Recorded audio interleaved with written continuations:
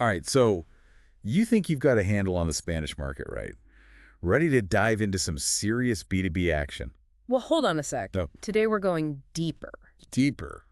deeper. We're talking those make it or break it nuances of Spanish B2B. Like, picture this. Okay, I'm picturing it. You're prepped for those high stakes meetings, ready to wow those key players. But have you factored in how different things can be between regions? Ah, you're talking about how Spain isn't really just one big monolith when it comes to business? Exactly. It's like different countries packed into one. So let's unpack that. Say I'm headed to Madrid. What's the vibe? Fasten your seatbelt. Okay, Madrid's all about speed and decisiveness. Sharp suits, early morning meetings, and they tell it like it is. no time for small talk then. Don't be surprised if they cut right to the chase. Efficiency and directness are their watchwords. Got it, straight to the point. Now, what about Barcelona? It's got a rep for being more laid back, right?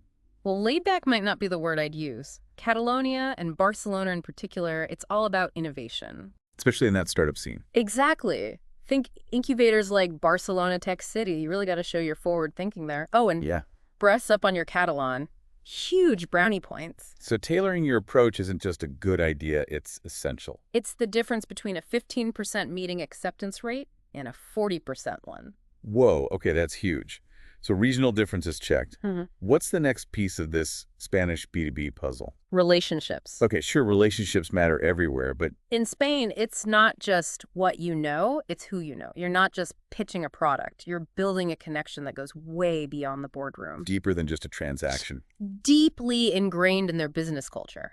Statistically speaking, Spanish execs are 3.7 times more likely to meet someone they have a personal connection with. That's not just a number, that's a statement. So how do you cultivate those relationships? Think quality over quantity. Don't spam with generic messages. Do your homework right. Right. Find common ground.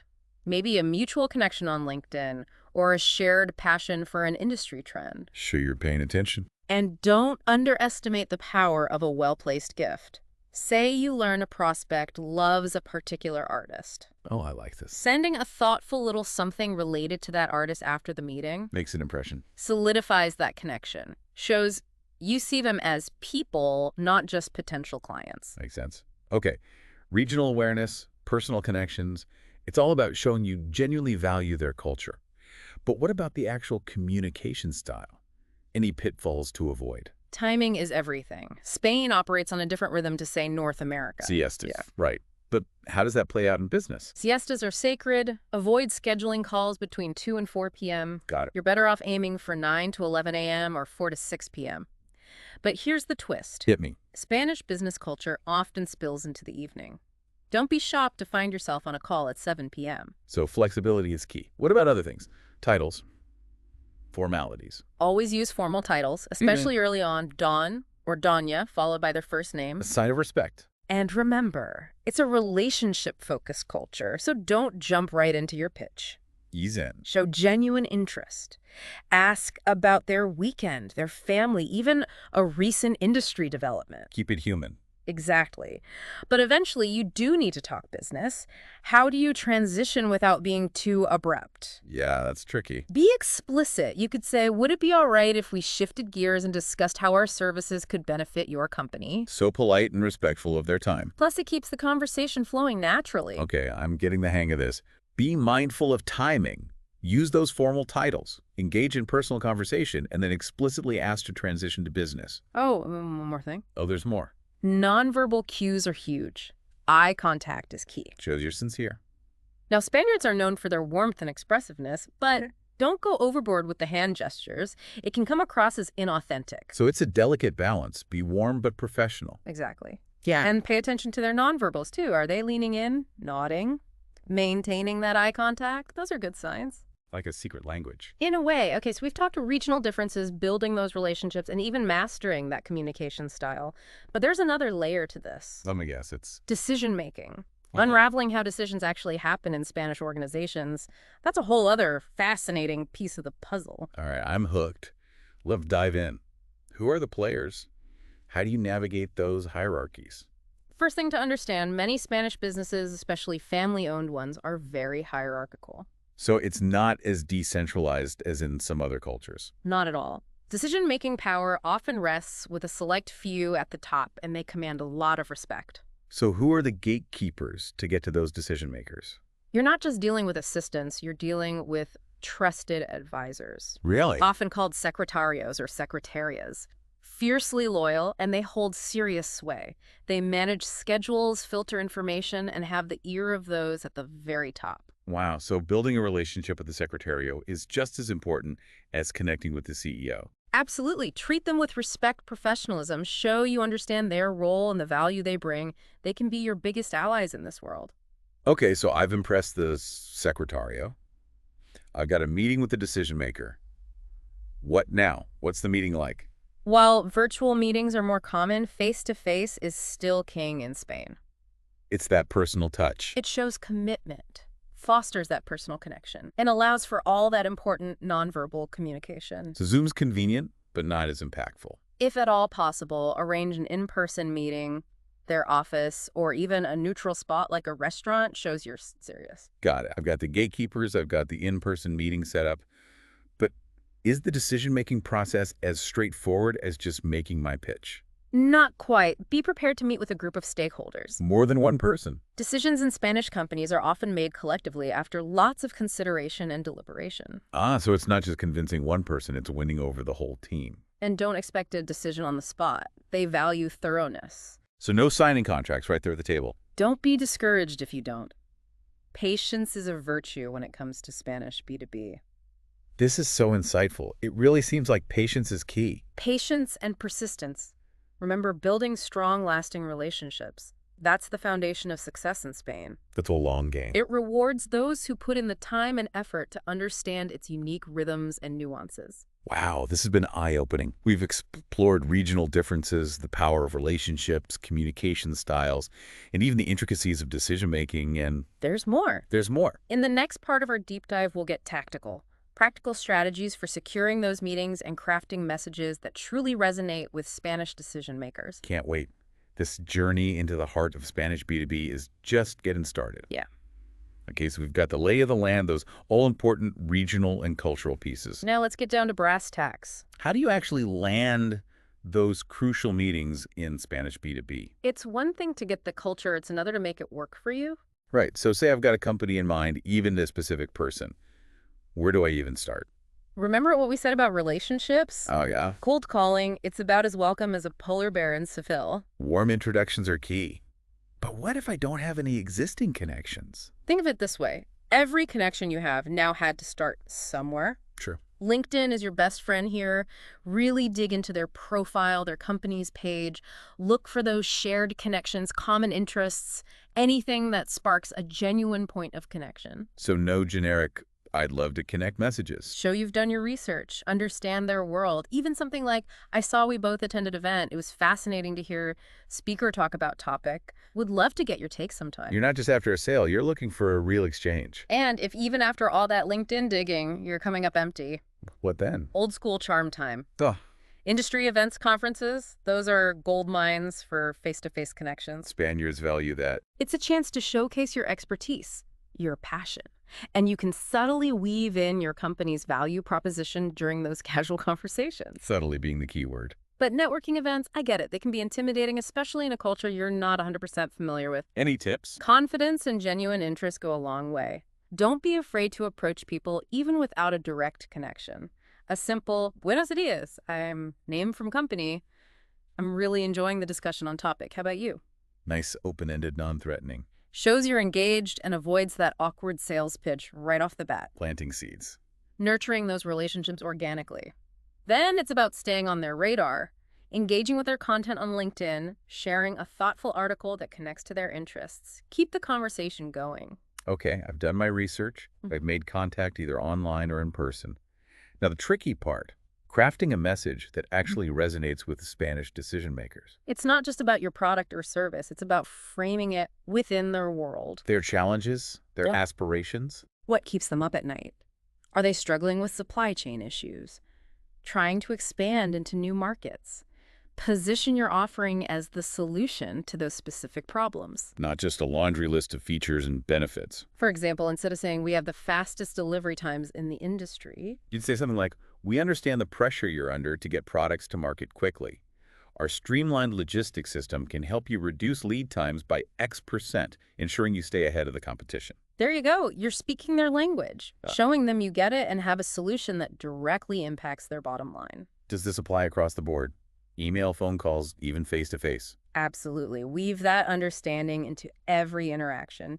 And don't be shy about your company's credibility. They value experience, right? Stability, experience, it all matters. Showcase those relevant case studies, client testimonials, anything that builds trust and proves your expertise. Okay, groundwork laid, compelling message crafted, even spark some interest.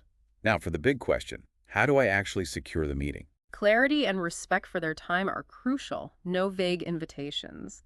I'd love to explore how our solutions can help you achieve specific goal. Straight to the point. Direct focused and shows you value their time. And when you propose a meeting, offer a few options for date and time. Be flexible. Also consider their communication style. Would they prefer a video call first, or are they open to in-person right away? And of course, no meetings in August. Unless it's to discuss paella on the beach. Haha. August is sacred. Holidays, family recharging, respect that. Okay, so the email's sent, fingers crossed they've agreed to a meeting. What about cultural considerations during the meeting itself? We talked face-to-face, but what else? Yeah, like are there certain things you should or shouldn't do? First impressions are everything. Punctuality is key. Arrive on time, dressed impeccably. Business attire is still the standard, especially for those initial meetings. So professional dress is important. Oh, and remember those formal titles? Don and Danya use them throughout the meeting, even in casual conversation. Got it. Sharp suit on time, formal titles. It sounds very professional. But how does that warmth, that personal connection fit in? It's a balance. Start with some small talk. Ask about their weekend, their family, even the football match. Keep it light. Build rapport, show you see them as people. But once you transition to the agenda, be clear and concise. Avoid too much jargon or technical language. You're communicating value, not showing off your vocabulary. And one thing that hasn't gone out of style, What's that? business cards. Always have plenty printed in both English and Spanish, and when you present yours, do it with both hands. Okay, 2 hands, got it. Small gesture, but it shows respect. Now, about those in-person interactions. I'm picturing lots of hand gestures, animated discussions. You're not wrong, Spaniards are expressive, but be mindful of your own body language. Maintain eye contact, it shows you're engaged. And while enthusiasm is good, don't be overly animated. Not too much. It can be misconstrued as insincere. So that balance, again, warm but professional, engaged but not over the top. Right, and be prepared for interruptions. Oh, really? Spanish business culture is more conversational. People might jump in with questions or comments. I see that as a good sign. It means they're engaged, thinking critically, don't get thrown off. So it's a more organic back and forth. Embrace that spontaneity.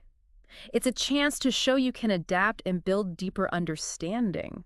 When they ask questions, answer thoroughly. They're detail-oriented? They want the full picture, and be prepared. Decisions might not be made right then and there. Oh, right. No snap judgments. They may need time to discuss internally, consider all the angles. Don't push for an answer on the spot. So patience, persistence, even after the meeting. It all comes back to those relationships. It's not about a quick win. It's about cultivating a partnership. Built on trust and mutual understanding. That's what unlocks the true potential of the Spanish market. This has been incredible. Networking strategies, crafting the right message, those crucial face-to-face interactions. There's one last piece to this puzzle. I knew it. What is it? We've talked about getting the meeting, making the most of it, but what comes next? Follow. Exactly. How you follow up can be just as important. Let's talk post-meeting etiquette. Do's and don'ts. First things first, send a thank you note within 24 hours. Expressing gratitude. Reiterate those key takeaways from the discussion and reaffirm your interest in exploring the opportunity further. So more than just a formality. It reinforces that connection we keep talking about, but it goes beyond a thank you. Did you promise additional information? A follow-up on a specific request. Gotta be reliable. Prompt and efficient. And even if there are no immediate action items, stay on their radar. Share a relevant article, congratulate them on a company milestone, even a simple, "How was your week?" message shows you're thinking of them. Being top in mind. Nurturing that connection, you're in it for the long haul. Building trust. Showing consistency and that you truly value their time and perspective. This has been an amazing deep dive. From pre-meeting strategy to those subtle cultural details, it feels like we've covered everything you need to approach the Spanish market with confidence. We've definitely covered a lot of ground. But as with any good deep dive, I like to leave our listeners with something to ponder. Something to spark those light bulb moments. So, having explored all these facets of Spanish business culture, here's the question to consider. Imagine you're launching a new product in Spain. How would you tailor your approach based on the region or industry you're targeting? You're right, it really does get to the core of everything we've talked about today. Adapting your strategy. Really getting into the specifics. Because we know one size doesn't fit all in Spain. So say you're a tech startup, you've got this cutting-edge software, and you're launching in Barcelona. You probably want to really highlight your innovation, your agility, that connection to that whole startup scene. Definitely. You might even think about partnering with a local accelerator or incubator like Barcelona Tech City, leverage their network, and really gain some credibility in that specific market. Okay, but let's switch gears. What if you're a more traditional manufacturing company, trying to establish a foothold in the Basque Country? It's a bit more industrial there. I imagine your approach would be totally different. You hit the nail on the head. It would be totally different. You'd really want to put the focus on your company's history. Talk about your commitment to quality, your long-term vision, and demonstrating that you get it. Yeah, what? Their traditional values. That would be huge. Respect is key. Yeah. So, okay, new scenario. How about if you're targeting finance in Madrid? Those fast-paced decision makers, they probably need something more direct. You'd need to come prepared, data-driven, solid numbers, clear ROI projections. And that presentation style. No time for fluff. You got it. Efficiency and decisiveness are everything. It's amazing to me how even within one country, the approach can change so much depending on the region and the industry. That's what makes the Spanish market so interesting, don't you think? That diversity, those rich traditions. It's a beautiful tapestry. Still a lot to consider, though, right? It all comes back to doing your homework, going deeper than just surface level and really understanding who you're working with. It's more than just speaking the language. It's about understanding their value, their motivations. And that's where those personal connections we talked about are so critical.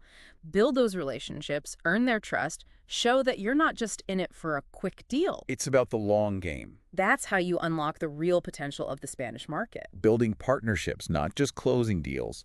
Investing in relationships that pay off over time. And one last thing, even when you make mistakes, We all make them. especially with those cultural nuances, approach it with humility, Yeah. a willingness to learn. Shows you're genuine. Spaniards really appreciate that authenticity, that real desire to connect. Okay, so to wrap things up as you head into the Spanish B2B market, remember, be adaptable, be patient, and be persistent. And above all, be genuine. Embrace the challenges, enjoy the journey, and see what you can achieve by building those lasting relationships in this incredible market. Well said. It's been great having you on the show. Thanks for sharing all these insights. My pleasure. And to all our listeners, keep exploring, keep learning, and keep pushing those boundaries in the world of international business. Until next time, adios.